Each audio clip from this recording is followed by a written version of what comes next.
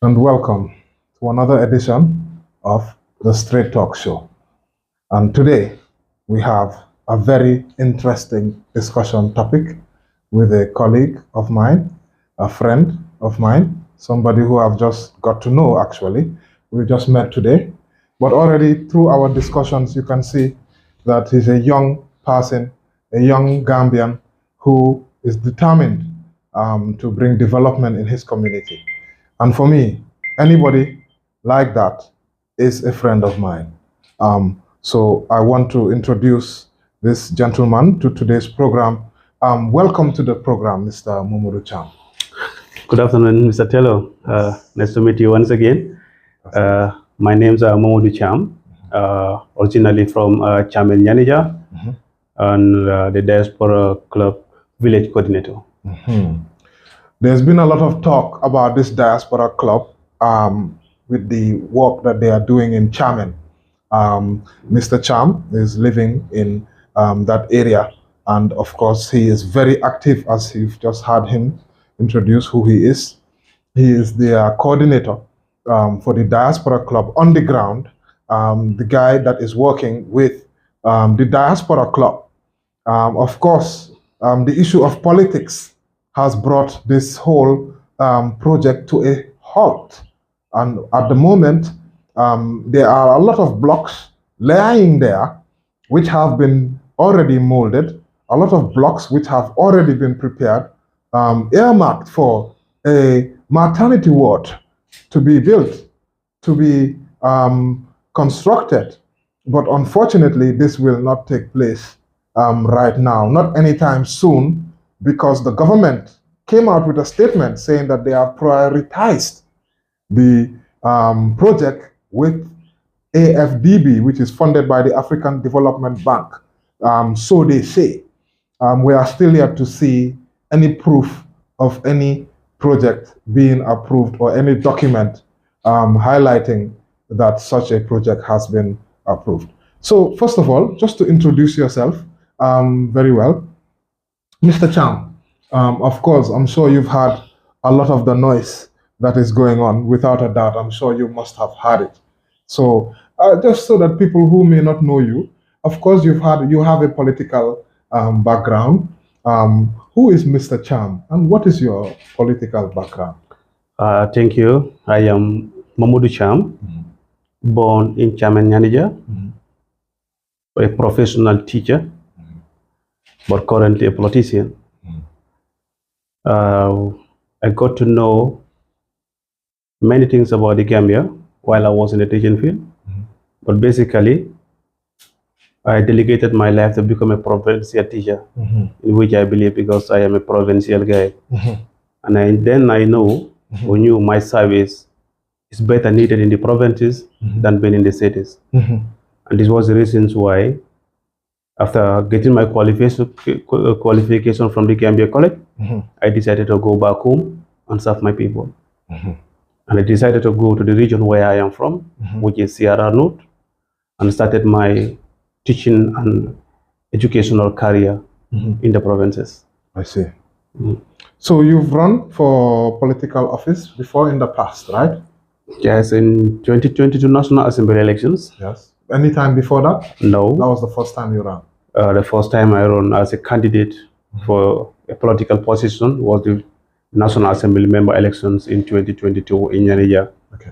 I am a politician, but based on the interests of the people of my constituency and my region in general, which is CRR North. However, while on the educational field, I become one of those active teachers, moving around, getting to know the situations and living conditions of the people. As a teacher, we organize ourselves as a team, especially civil servants who are not from the region. Okay. But based on our relationship, we form a team called the Nianija and Salum Task Force. Okay. This was a team formed basically to go around sensitize people the importance of education, and also to find out those drop students who were not able to make it up based on one reasons or the other. Dropouts. So as we were moving on, we were able to trace the dropouts and also find possible means of getting them back to the classroom as students. And also some of them that we think got a better result, we try to enroll them in the Gambia College to become teachers or send some of them to GTTI to acquire skills. You ran under which party ticket? In 2022, I ran under the UDP ticket in Nianija, which is found in Central River region. Yes, and that brought you head along with the current National Assembly member who has won his second term. Who won the second term, who is Amadou Kamara, and also 3 other different people. We were 5 candidates in the district. How did you perform, if you can tell me? Well, it was a big challenge, being an opposition around that area, and also against the incumbent and also the luring party, which is NPP-NRP coalition in Nianija. I stood under the UDP ticket. I came second, despite being an opposition and running for your first time. For the first time, despite being a young politician at the time, and also pressure coming from government and prominent people that are manipulated by government officials. I was able to come out second among the race. Well done. For the first time, I mean, that's an effort. But that has now brought you, it seems, in direct, conflict, if I can say, with the current National Assembly member, who seems to say he has actually come out to say, when the foundation stone was being laid, that there was politicization of the health center, etc., of late on coffee time. And I believe this is one of the reasons why they believe to have acted to, in a way, if I could say, block the efforts of the Diaspora Club, being you are the first person, you are the person spearheading it. He went to the extent of saying, if my memory serves me right, that basically you came across to say that it was you and your partners who were doing it, not necessarily the Diaspora Club. What's your response to this? Yeah, it's very unfortunate that we have a National Assembly member who could sit on the media and project such misleading informations. But basically, I will bring the history back. Despite losing the elections in Nianija, I am more productive and more serving to the people of Nianija than him. Before the onset of this Diaspora project, I did a lot in Nianija, and which is out of politics. Often I tell people I am not interested in politics. I am interested in the well-being of my people. If it was politics, Nianija people didn't vote for me. You would have taken steps. I would have taken steps like the other 3 people that were campaigning, that were with us, who are in fact not visiting Nianija as I speak to you. After losing the elections, I stayed in Nianija. I can say out of the 366 days, the 300 days I stayed in Nianija. I lived in Nianija more than him. I integrated with the people of Nianija more than him, and served the people of Nianija more than him. But have you had any discussions with him about this health center in the past? No. He is the chairman of the health committee of the National Assembly. Yes. And which I thought was the biggest blessings to the people of Nianija when it comes to health-wise. And professionally, he is a public health officer who knows much about health. Yes. It was an opportunity for the people of Nianija as a representative of the district and representative of the people, and also the chairman of the National Assembly Health Committee. Nianija is a district left behind for many years, medically, educationally, agriculture, and whatsoever. The reason why Mr. Cham talk about the maternity ward, the reason why Mr. Cham talk about the health of Nianija, the reason why Mr. Cham intervened on the health issues of Nianija, because there's no intervention. If there were any interventions in Nianija concerning health, I would have not talked about the maternity ward. Basically, most of my projects in Nianija were projects, in fact, that I can say, were more than the project of the maternity ward. And they come first before the maternity ward. I construct boreholes in Nianija. And it's very unfortunate when I hear government, especially Sidinjai, my brother from the same village, is dragging about building schools through the MRC Holland Foundations, which I found disrespectful to the MRC Holland Foundation organization. Why do you say Because this? MRC Holland Foundation has nothing to do with the government. It is an NGO and an organization that is supporting the well-being of educational system. But MRC Holland will say that they are working in partnership with the government, because it's very difficult for institutions to come in and do projects like that and then not, because for sustainability, the projects need to be done and then government needs to take ownership for it to continue. This is the same thing, the same trend, even that they're talking about the maternity ward. But the one thing that I know, so it's they should not politicize the work of the MRC Holland Foundation. They should not jeopardize their work based on political gains. The similar thing happens to the maternity ward. I came last concerning this maternity ward. I was introduced to the diaspora team by a friend in the UK. When? That was early 2023. I got to know a few members from the Diaspora Club through a friend in the UK. And the reason behind, Mr. Cisse, who is in the UK, we talk a lot about the issues of Nianija, and also we work through a foundation. We do many interventions in the Gambia. We build Arabic schools around the Gambia. We provide water wells. We provide food puzzles. We support women on medications and so many interventions. Even we support many people during feasts, as during the Ramadan, during the Tabaski, and many other activities that we do together. So with Mr. Cisse, there was a time our foundation team were in Nianija, and we visited the Chamen Clinic, which was one of our priorities. When we visited the Chamen Maternity Ward, the Chamen Healthcare Center, it was a very sorrowful day, a day that no one could bear. The people who are not from the Gambia, not from Nianija, fell in tears of the situation that they met, that they see in Nianija. This prompted my responsibility as the son of the district to intervene. I talked to our partners. In this process, we work on getting the information required. We move on, we get the details that are needed for the diaspora, and we presented them. Because of the activities that I did with Mr. Cisse, he felt it necessary to connect me with the diaspora team. This is how I got to know the diaspora. However, when I come across with the diaspora, in fact, before getting in direct contact with the diaspora was already connected to the village Alcalo.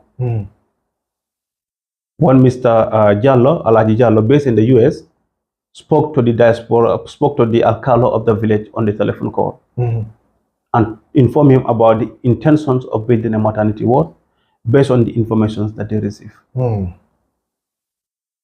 Then I was informed that the Alcalo was aware, and the Alcalo called me to talk to me about it. I said, fine. They also informed me too. He told me, that's very good, because you are the one intervening on these issues. You are the one who is bringing partners and very concerned. So I think it is important that you directly deal with these people. This is the Alcalo's words, not mine.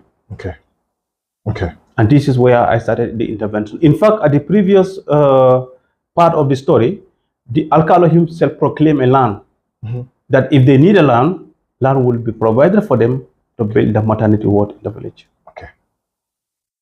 This is how I got to, how I came across with the diaspora team. So you've been working with them since 2023, and it's unfortunate. I think the people are the ones to suffer here. Why do I say so? Because not too long ago, it was reported on one of the media networks that there are still challenges being faced at the at this same maternity ward as we speak, and one of them is that there are not enough beds even for women to deliver. I think there are about 2 beds. Please correct me if I'm right. The issue of the maternity ward. What is the current state of the maternity something that ward is right now? that is very deep in my heart. And electricity, just so that I can, and then you will definitely come in. I just think it is important for us to highlight the current situation in the maternity ward right now. I wanted to have somebody go there myself and go and verify for themselves, but because time is of the essence and we don't have time to waste. But I know that in the FATU network, it was being reported that there are still challenges faced there. People that I spoke to, somebody who I spoke to, informed me that there are not sufficient beds and electricity is still an issue, or was an issue until the Diaspora Club intervened. What is the current situation? You that is very close to the place, tell us, are these things true? Are there enough beds?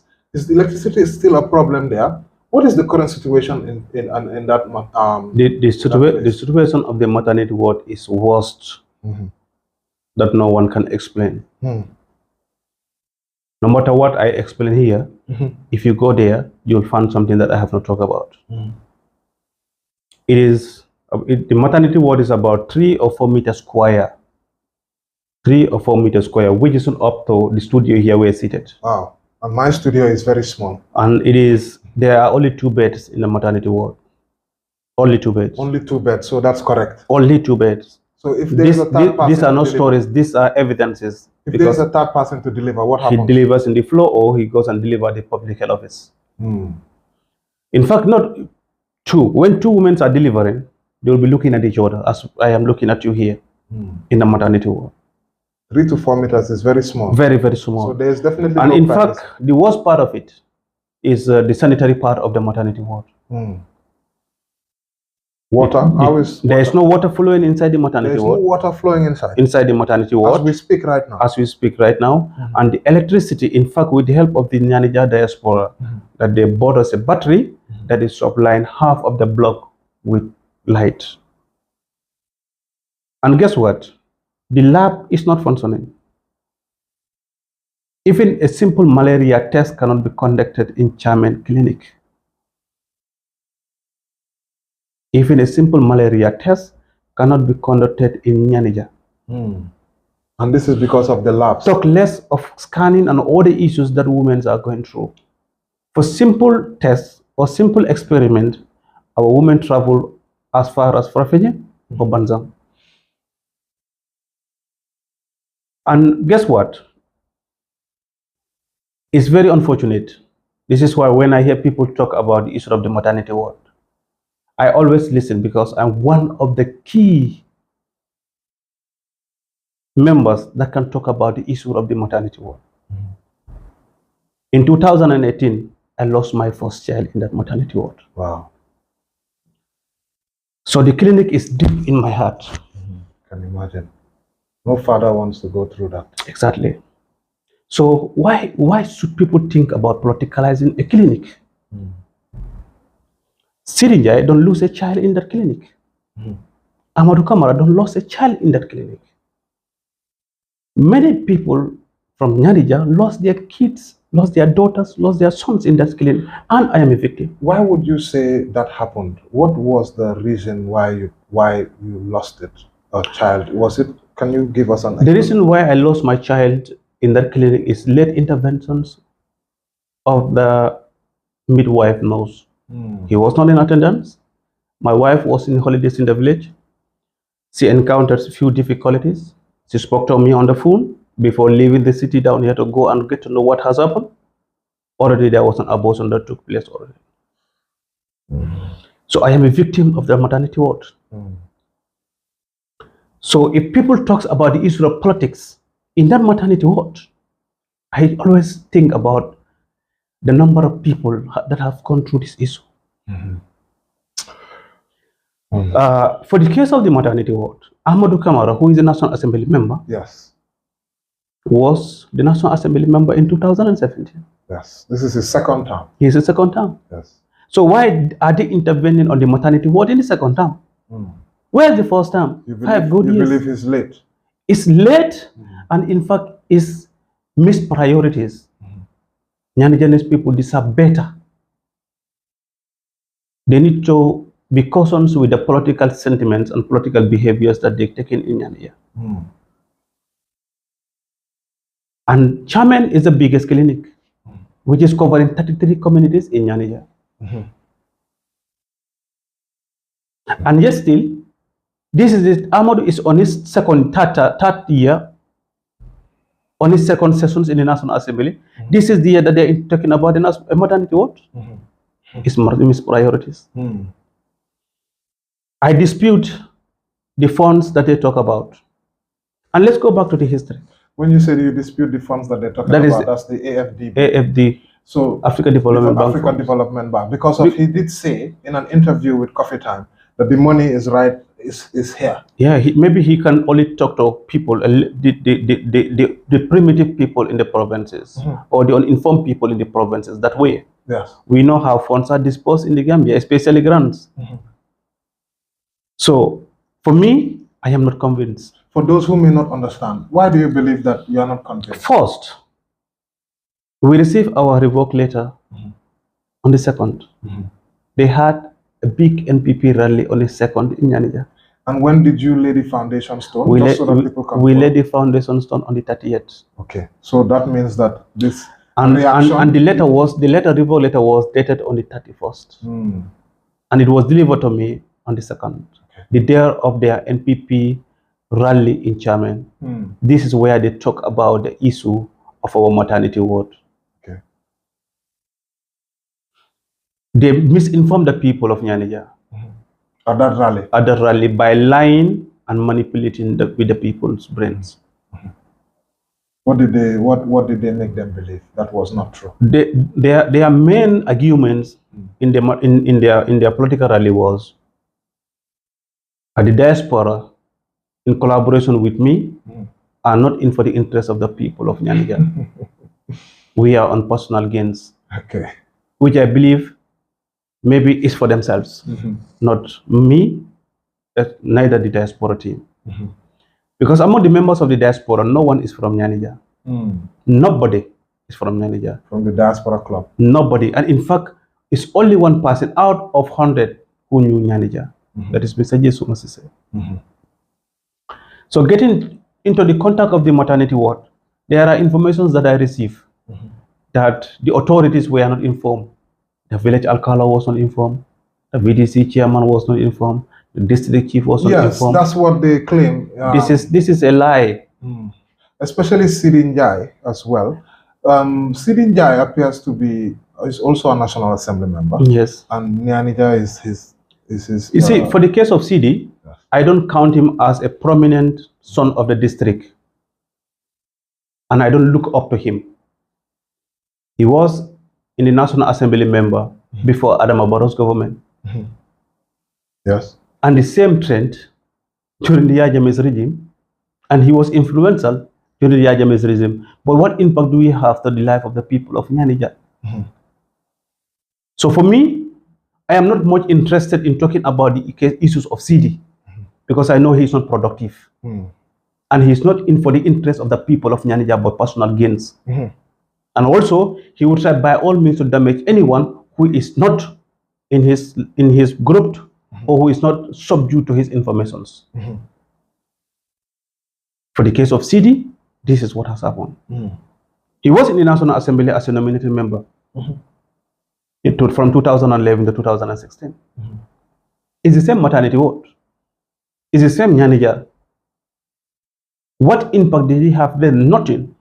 I believe I would have looked up to him as a brother, and I think he would have been an inspirational brother to me, but no. But for Amadou, he said, we politicalized the maternity ward. Yes.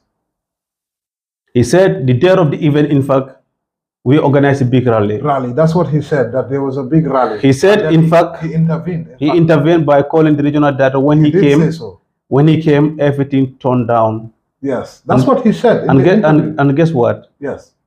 The VDC chairman is a brother to Sidinjai. And if you go over the pictures of the maternity ward inaugurations, look at the women, most of them are putting on NPP t-shirts. It was not issue of politics. The whole of Nianija is only 4 people that I have spoke to and inform them about this. That's our village alcalo, the VDC chairman, the chairman of the health committee in Chamen, and the district authority. That's the chief. I tasked the VDC chairman from Chamen to inform the members of the village. I tasked the chairman of the committee, the local committee, to inform his staff members and the 7 nearby communities. I spoke to the chief on the 21st of December. I spoke to Sidinjai on the 21st of December. You spoke to Sidinjai about this? About the inaugurations of the maternity ward. And what did he say? I heard on his interview, or I read on his write-up, he said he did inform me that the government interventions or government funds are available. Is that true? That is never. That is a lie. Okay, so he never told you. He never told me about this. But what? And that was on the 21st. What was his reaction? He argued with me that yes, on the 21st, on the 30th will be on a Monday. That he cannot be in attendance. I tell him, look, on Monday there is no sittings in the National Assembly. So there's no activity in the National Assembly on Monday. And he told me no, because I said, look, we have to be proud of our events. Let's go back home and take ownership of this activity. This is what I told him on the phone. And what was his? He told me I would think about it. Yes. I took my time and sent a WhatsApp message to serve as a reminder on his WhatsApp. Did he respond? After the telephone call. Yes. He read it, but he didn't respond. From the 21st, I didn't speak to nobody concerning the maternity ward.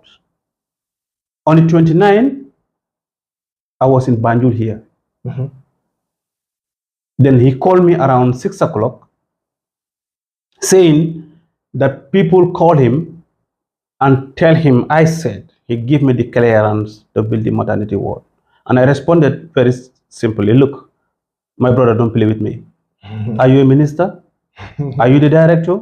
And in fact, I pursue him to tell me those people. He said, no, okay, no, don't worry, it's okay. Don't mind about it. I just wanted to clarify about it. Do you think maybe that's what he's taking offense with, that you question his authority? I have to question his authority. His ability to to give you clearance. So when I told him that you are not the director, you don't issue clearance. And I tell him, look, my brother, if you feel you are a better son of the district, especially a better son of Chamen, let's go tomorrow and meet in Chamen. Do you think he's taking that as a sort of challenge? And he got the phone off. He hung up the phone. Few minutes later, he called me. Okay.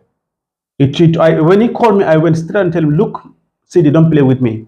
And in fact, those people calling you are roadblock of success of our village. This is what I told him on the phone. How did he And he told me, no. These people who are telling me, I said, look, if the National Assembly member and the district chief are the people calling you, I give a damn. He told me, no, don't say that these people are my bosses and whatever. I told him they are your bosses, but they are not mine. I don't care what they mean about it. And I told him, look, Sidi, with or without you, this event must take place. Maybe that's what you Then he told me, he went over to me, no, doc, just calm down. In fact, do you get clearance? I said, look, I am a son of this land. We got clearance. I said, okay, send me the documents that you have. I told him on the phone, I will send you only one. That's the clearance that I received on the 22nd. Because I told him, because I don't trust you. And I sent him the clearance. When he received the clearance, he called me, he told me, I know Dr. Nyasi, I'll call him right now. So that's so. Then psychologically, because something fishy was going on, alarming on my brain. Because he's claimed that he has not used his influence to, distract from your, to block. Very unfortunate. In an interview with the Standard newspaper. It's very unfortunate. It's very untrue. I personally spoke to him. I sent him the clearance letter. I do that just to give him an evidence that what we're doing it on the right way. Because, in fact, before sending the clearance, I got information coming from the village that the National Assembly member called the OIC of the clinic not to accept us on the 30th. He went further to talk to the district. What's the OIC of the clinic? Mr. Jaite. Yes, okay. Mr. Jaite. He talked to Mr. Jaite on the telephone call that they should not accept us in the clinic. I spoke to Mr. Jaite. The Alcalo confessed that the National Assembly member called him that we should not hold the program in his village. That was the district chief. The 31st. The 30th. Okay. The district chief, Dauda York, called my village Alkalo Jibicham not to accept the program in his village. When I spoke to the Alkali, I told the Alkali, with due respect, the four corners of your compound are the ones that you can deny me and my people. And I told him, look, Alkali, be sensitive and know what is better for you. This is not for me. It's for the people of Chamen and Nianija in general. Then he was kind of calm, and he called me later and told me, look, in fact, go ahead with the program. These people are nonsense. And I told him, you see, the best thing is do away from this. Anybody that call you, let them talk to me directly. The people calling you, why can they not call me? Because I have not received a call from the district chief. I didn't receive a call from the National Assembly member. I don't receive a call from the regional director. So the only guy that I spoke to on the 29th was Nianija. So for me, I would take it as my responsibility to say, it's Nianija who uses influence to revoke the clearance given to us. Interesting. That's what a lot of people have been saying. But we've also had a statement from the Ministry of Health just very recently. We've published it. This statement from the Ministry of Health is claiming that there was no timeline provided to them, that is the Ministry of Health, on when you plan to do the works, when the works will be finished. Just so that we can clarify that before we really go into the issue of how much work has been done. Where was your discussions? Where plans? Because I've seen a document where I've seen just seen images of the document that have been held up by some of the Diaspora Club. That's the president, Madam Georgia. We saw her holding a document, which in my view highlights that there is some sort of a plan. There is a plan. Was it agreed where the maternity ward would be? Was a plan, as in a timeline given as to when the works would be done? They are saying, the government is saying in its statement that a timeline was not provided. It's very unfortunate. The Diaspora Club has direct connections with the Ministry of Health. And in fact, there was a WhatsApp group that was open where prominent members of the Ministry of Health are in the WhatsApp group. Can you tell us the first plan, how many? Or I can remember Mr. Nyasi, Momodou Nyasi, being part of the group. Mr. Samated, Minister of Health, is in the group. Minister of Health himself. Dr. Bitey, and the construction technical team members who were given guidelines and advices on to how the plan should be implemented. When the Diaspora prepared the first plan, which is more than 30 bedroom house, maternity ward, that has the required offices, wards, and anything that is needed in the maternity ward, where you have the EPI unit, you talk about the labs, you talk about the consultations room, you talk about the sanitary part, which is the toilet, you talk about the store. Anything that needs to be found in a maternity ward was presented. They came with the suggestion that it's too big in the WhatsApp page, that we need to bring it down. Really? Because there is an ongoing construction in a village called Njao, which is 9 kilometers away from Chamen. That's interesting. Which is 9 kilometers away from Chamen, and this is going to minimize the workload for Chamen Clinic. That having this 35 bedroom house is kind of big. Ministry in the WhatsApp page. But now they want which to was do the something first much plan, bigger, apparently. Which was the first plan. Yes.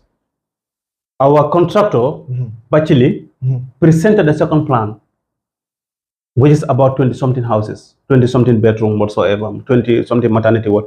I have the plans with me, I'll share with you. They said, no, let's get it down. The final one that we just presented was the one that they adopted. How many beds was that one? That should be about eight delivery rooms. And where also where we'll have about 12 recovery rooms, you know, where after delivery, where they will go and recover. It has an EPI unit, consultations room, lab, and you know, most of the facilities needed. in a maternity ward. Okay. They adopted that one. They accepted that one. Okay. When they accepted this one, the diaspora team kicked the ball rolling that they needed the clearance. And series of consultations in and out steps were moving until we received the clearance around July 22nd. That was when we saw that document. When we received the clearance around July 22nd, then the diaspora team decided during the rainy season is the best time to mold blocks. Then they coordinated with me. We bought 200 bags of cement. We bought sand and paid laborers to mold the blocks for us and also take care of the blocks. How many blocks do you have? Currently, we have 4,190 something blocks around, which are already in the premises of the clinic. It's just sitting there idly. Sitting and waiting for constructions. If the ministry said there was no timeline, it's very unfortunate. Because we have a regional director who knows what is going on in Chamen. We have an OIC officer in the clinic who knows what is going on in Chamen. And in fact, before they talk about the issue of timeline, there is no electricity in the clinic. And there was fire outbreak 5 months ago, 6, 7 months ago. Inside the clinic? Inside the clinic. Staff of the clinics are living in limbo because their entire staff quarters got burned. And as I speak to you right now, there is no electricity for them. So ministry have bigger responsibilities. The National Assembly member knew there was fire outbreak in Chamen, in the clinic, but officially he never visited the clinic to attest the situations of the staff and their headquarters. So this fire outbreak resulted to the entire breakage of electricity in the clinic. So nurses, doctors, and any personnel in the clinic were using their telephones or torchlight to prescribe for patients or to attend patients at night. I've heard of that before. And this is true. In fact, if there's any labor case, the midwife have to put his light or his telephone on his mouth to attend the labor, the women and the labor. Seriously? And this has gone more than 6 months. The National Assembly member is aware of this. What he did, he went and bought an 88 amp battery that cannot even sustain the lab. Just for the name that the National Assembly member contributed. It's with the help of the diaspora that today there is light in the clinic. Okay. So if the ministry said there was no timeline, or they are not informed, or they are not well informed about the project, that is very unfortunate that we have a ministry under the responsibility of Dr. Samate behaving this way. And the Diaspora Club are Gambians. Yes. Ready to serve. Yes. Ready to deliver. But it's very unfortunate that we have a government that calls the attention of the people outside and bury the intentions of the people in. We remember during the Christmas speech, the president called the people that we need to come together. We need to work collectively. We need to empower each other. When we have Gambians who forbids the maternity ward or a ward in RVTH with hundreds of thousands of dollars. How much has been spent so far on this maternity ward preparation? And you know, one thing which I really wanted to know, was it decided where the maternity ward would be from the onset because of the laying the foundation stone? Because one of the arguments was that, you know, all of this is not being done properly, whether they had planning approval to do the foundation stone there, as in, is that where you are supposed to actually do it? It's very unfortunate. Our contractor traveled from Chia to the village, Bachile, in collaboration with the Ministry of Health. Bachile went to Chamen and assessed the premises of the clinic. I went with him and met the OIC, then Mr. Jiba, who was there before Mr. Jaite. Okay. We went all over the clinic and we identified the best place for the maternity ward. And in fact, is the nurses and doctors who were on the ground who show us the best place, because they suggest that the maternity ward should not be very far from the other maternity ward that is in existence. Okay. And in fact, and it should be in a place where it should be in a privacy form. So meaning our contractor was in the village. Yeah. So then I don't know what the ministry want. If the contractor was assigned to go back to the village, travel from here to the village, to go and see the situation of the clinic, identify the very suitable place for the clinic, then I don't think. And all reports were sent to the WhatsApp page where we have the constructors team from the Ministry of Health, the technicians, Dr. Samate, Momodou Nyasi, Mr. Bitey, who are all in the WhatsApp page. And they all compliment and accepted the plan and give us the go ahead. Okay. So when these blocks were mauled, pictures and videos were shared. Yes, we can see it all over. It's all over the internet, and I think that is when reactions started to come in.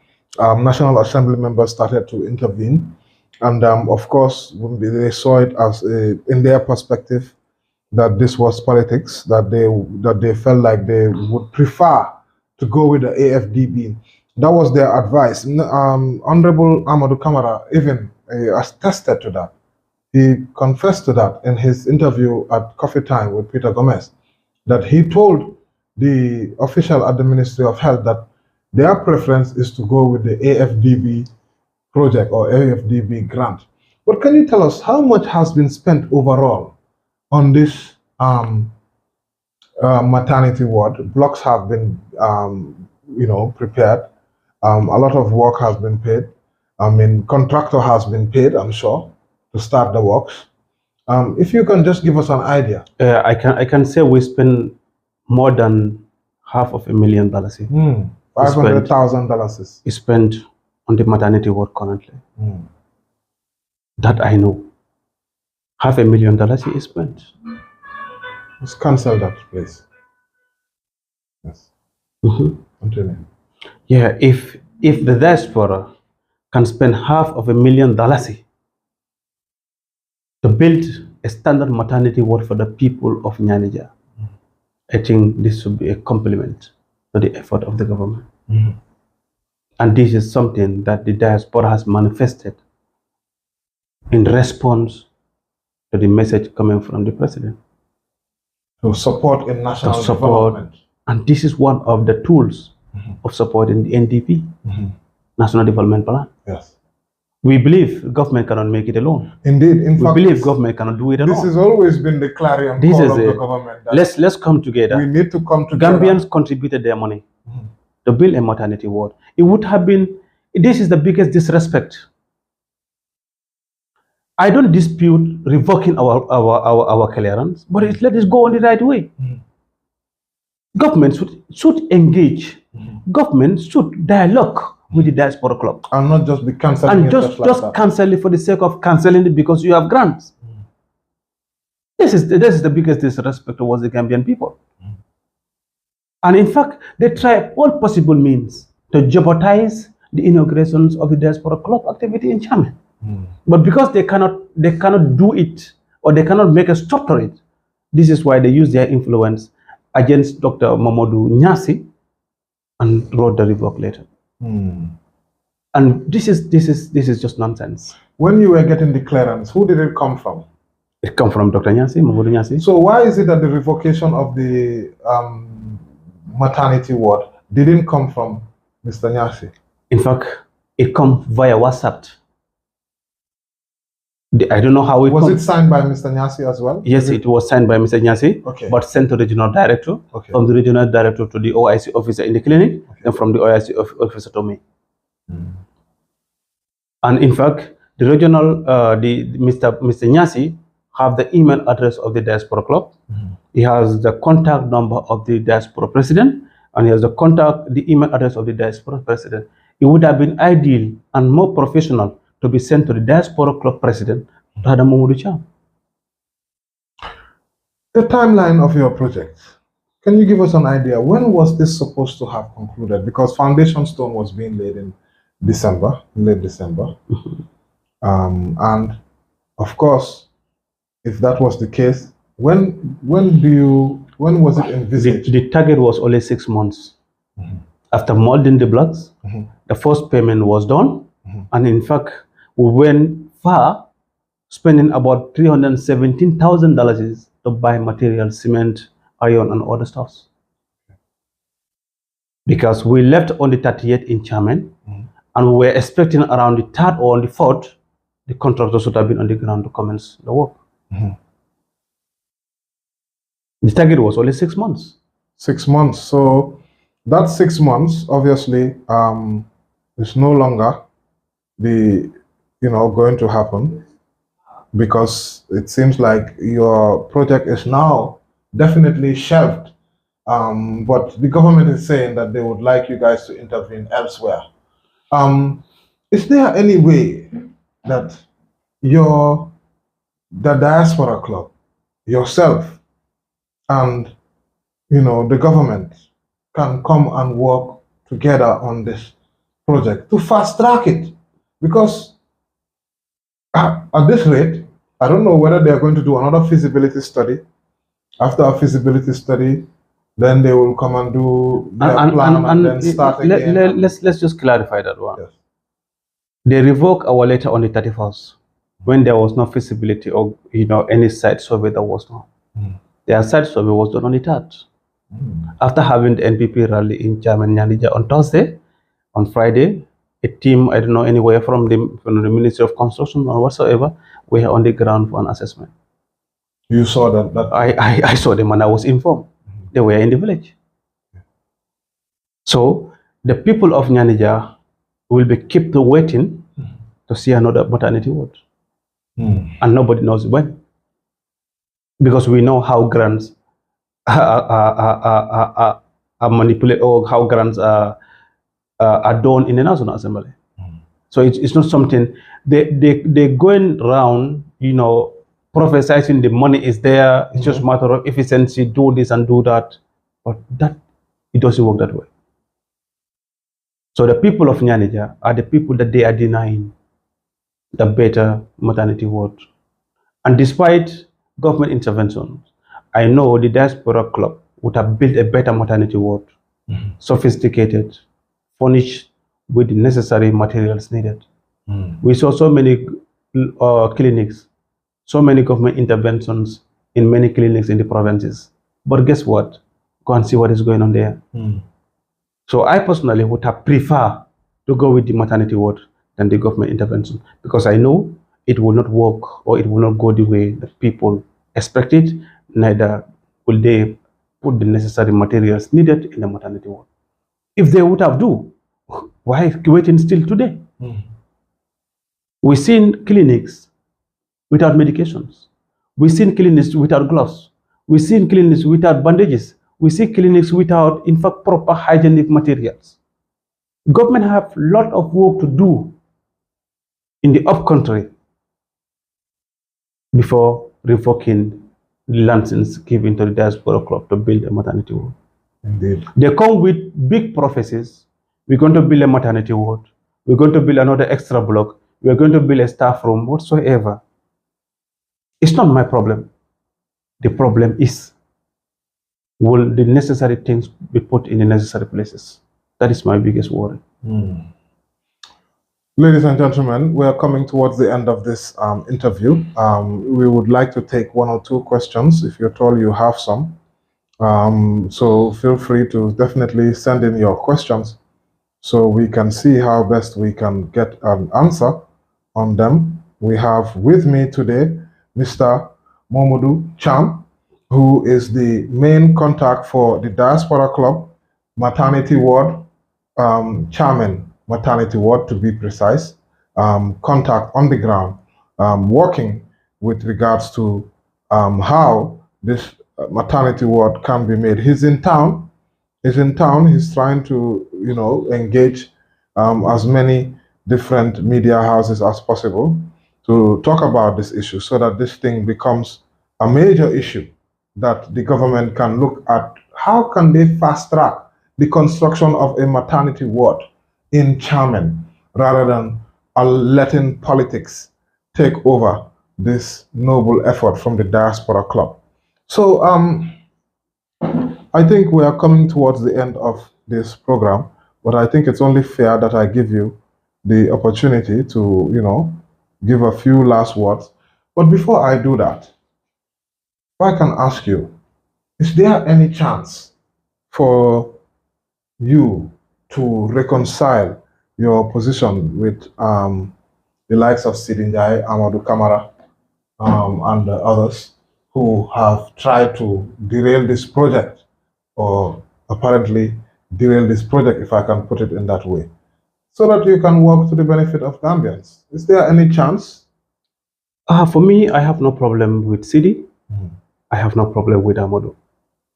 My problem with them is to deliver to the people of Nianija, particularly the Gambian people. That is my problem with them. I will advise them to stop misleading the people of Nianija. I will advise them to stop manipulating with the people of Nianija, and I will advise them to respect the people of Nianija. The people of Nianija gave them the positions that they hold in today. So they need to serve the people of Nianija. They need to advocate for the people of Nianija, and they need to be in the position to respond to the urgent needs of the people of Nianija. This is my advice to them. I have no problem with anybody, but my problem is that with them is they should stop misleading, misinforming the people of Nianija. Thank you very much. Your message is very clear and it's very direct. I think I would myself, my only interest is to see that this Chamen Maternity Ward is built as soon as possible. 6 months would have been ideal. And then the people who would have been benefiting would be the people of Chamen, Nianija, and those within the vicinity. Let's remember that. It will not only serve the people of Chamen, but the people within the vicinity. But unfortunately, it seems like this will not be happening anytime soon. I call on National Assembly member, Honorable Sidin Jai. I call on the National Assembly member, Honorable Amadou Kamara, to re-evaluate their position. If can they prove to us, the Gambian people, that yes, indeed, the money is there for the construction of a maternity ward right now.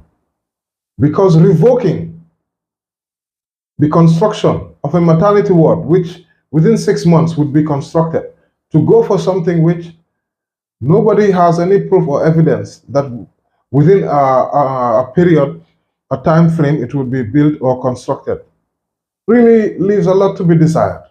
So this is my personal appeal to these leaders of this area and leaders of the community of Nianija and Chamen, to really put the interest of their community first, the interest of the women first, who would be delivering in this maternity ward. Every day that goes by, women are delivering in that 4 by 3 meter space.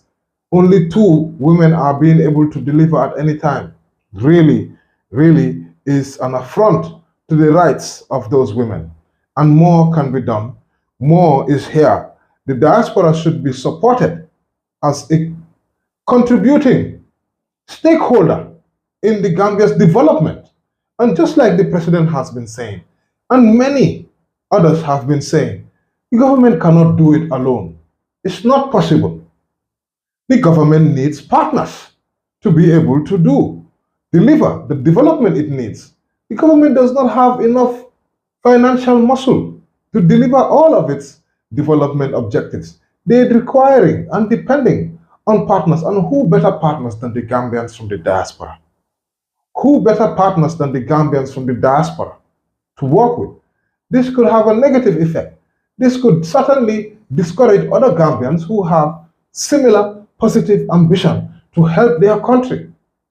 So I would like you to just deliver your last words, your last message, before we... I want to say thank you very much to the Gambia diaspora for the intention, for the great intention for the people of Nianija. And I will also relate to them that the support of the people of Nianija are with them, and we are not relenting. As long as we are with them to the end of this battle. I will also ask them, appeal to them, that much is needed in Nianija, not only the maternity ward. Like what? Our women are suffering. Yes. Our women are not well taken care of, or women are subdued to hard labor, especially in the interventions of milling machines, support them in their gardening activities, and many other necessary supports that could uplift and support them in their domestic activities. I will appeal to them that the women in Nianija are with them and still hoping that the Diaspora Club and members of the diaspora will still live and stay with the people of Nianija. Thank you. Thank you very much. And that, ladies and gentlemen, is all which we have for you today. In today's Straight Talk show, live here, we would be coming on West Coast Radio 95.3 FM on Wednesday with the Straight Talk show as well. We'll be airing this program on there. And of course, we are live on the Askanwi Gambia YouTube page and on Askanwi Facebook page. Make sure you share this, like, comment, and share with all your listeners, especially people who have Nianija at heart and people who have health at heart, because health is the most important thing. If you are not healthy, you cannot do anything. You cannot enjoy the wealth that you have. You can have wealth, but without health, you cannot enjoy that wealth. So we pray, we hope to see a Gambia where people are wealthy and healthy. A Gambia where women give birth without having to go through what Mr. Cham here has gone through. Losing a child is a very heartbreaking experience for anybody, really. And we really console you for going through that, and encourage you to continue this crusade so that nobody else, no other Gambian will have to go through such a harrowing time. Giving birth is only in Gambia that we have this thing, that maternal mortality deaths are still occurring. Giving birth is supposed to be a joyous occasion for anybody, for couples, for women. A day that they give birth, that they hold their children, shouldn't be turning into a day of mourning for nobody. And with that, we say thank you to all our listeners. Thank you to all our viewers on Straight Talk Show on West Coast Radio 95.3 FM, and all our listeners on the Askanwi Gambia YouTube page, as well as those watching us from Askanwi on Facebook. I'm your host, Yusuf Taylor, alias Flexdown. More to come. We will be following this Chamen Maternity Ward issue with the diaspora. We will be engaging members from the diaspora. We wanted to talk to Gambians on the ground. We'll also be engaging, as I said, Gambians from the diaspora who are working on this, the Diaspora Club. We'll also be engaging with the government officials themselves, the likes of Honorable Momodou Cham. We'll definitely be talking to him to find out, where exactly he stands, whether their position still maintains that they will continue without seeing progress in Nianija, because progress definitely needs to take place, and the women are the ones who are suffering right now. So from all of us here at Askanwi, thank you. Don't forget to share, comment, and like. Thank you.